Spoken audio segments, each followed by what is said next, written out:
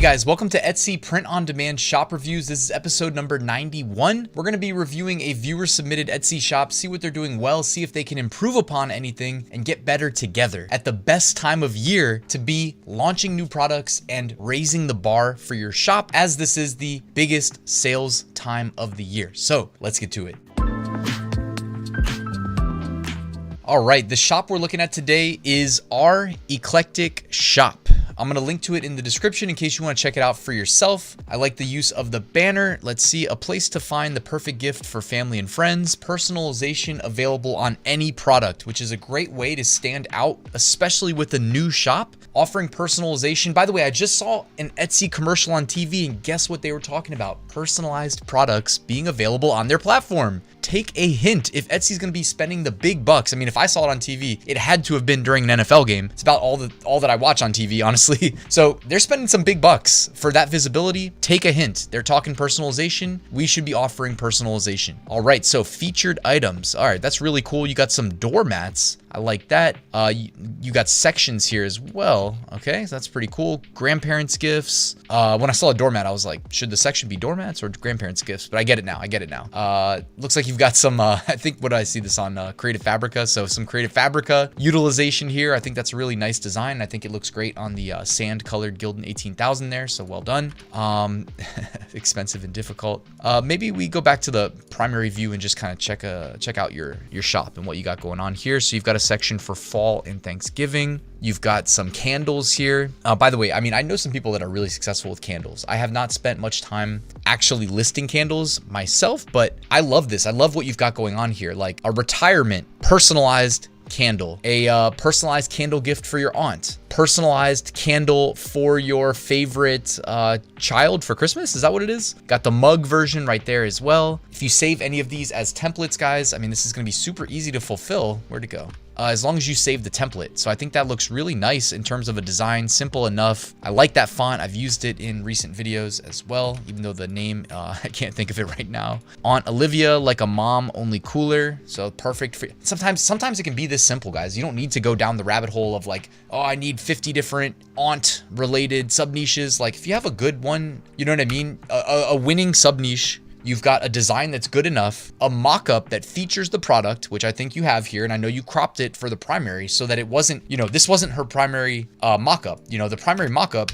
they used cropping and it looked like this. And it showed the product and the design, it let it shine. So I really like that you did that. So you've got a good enough niche, good enough design, you offer personalization, your mock-up is great. That's how you win, you know, that's how you stack wins. You're running a sale, I love that. Looks like your sale expires today. So for all I know, you're resetting it daily. That's also a little something you can do just, you know, to go a little above and beyond. I love the retirement aspect as well. We know retirement gifts, especially with the personalization. I mean, there's huge search volume behind that. And that's one that probably gets overlooked. When people think gifts, they think birthday, they think Christmas, maybe they go further. They're like, okay, Mother's Day, Father's Day. Retirement though, people retire all the time, especially like end of year. So I think this is a great time to be doing the retirement stuff. Now, me being a little bit nitpicky here, be a little bit careful about the mock-ups looking a little fake, you know, especially with the recent, you know, controversy, if you will, where people were theorizing if maybe the CGI mock-ups were resulting in bans. Like this mock-up definitely looks like CGI, so I'd be careful with that. And then in terms of like some of these designs, I don't know that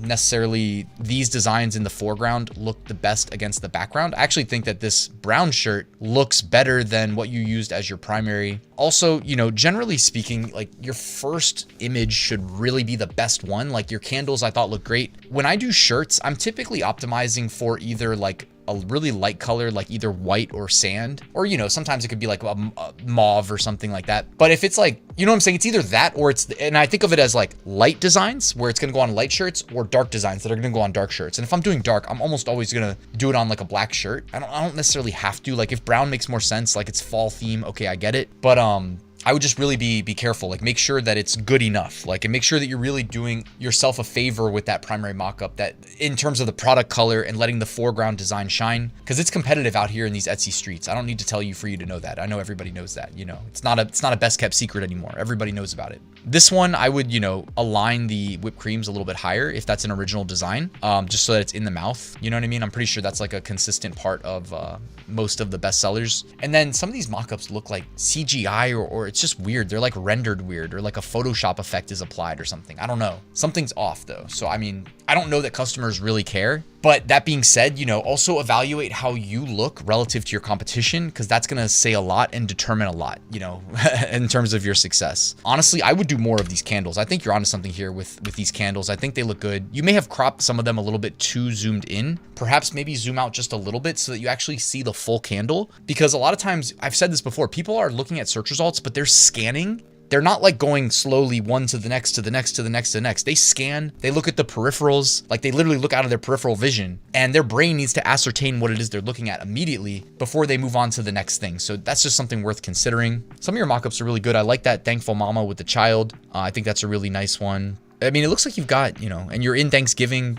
definitely keep working. Like now's the best time of year. How many products do you have? 733. All right, well done, well done. I like that. You know, it's Q4. If you guys don't want to be paying like a really high renewal fee rate to Etsy, like during October, November, like the time of year where you're going to expect to make the most sales, like, you know, September, obviously, August, I mean, any time at the end of the year, you can upload new products and keep them on manual renewal, let them expire if it didn't work. But if it does work, switch it to auto. Just saying, that way you don't have to launch 700 products and pay that constant renewal fee, but you do want to have, of all times a year, you want to have them live for the fourth quarter, as you guys know. Sometimes simple shirts like this too, you know, just says nurse with a heart.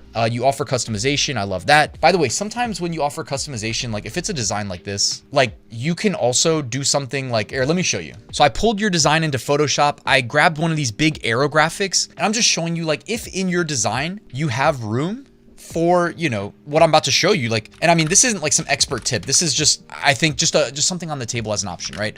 Like when I show you this that you can do, it's not me saying, hey, you should do this because I know firsthand that it's going to work. I'm just saying, we know some people on Etsy do try stuff like this, and it's not like harmful to really let the fact that you're offering custom text shine. You know what I mean? Like let that be a big, bold part of your value proposition that you make evident in your primary thumbnail. You know what I'm saying? Like, and by the way, also I thought to myself, like, I should probably make the custom text part a little bit of a different color than the actual design text above it, so that it doesn't look like a part of the design. So you see what I did here? Like, and the arrow, if you hate it, you don't have to use it. I just think it's eye-catching. Like, I know that this red arrow, I know it works. Like, I know it draws attention. I've used it in a lot of different things, YouTube thumbnails, etc.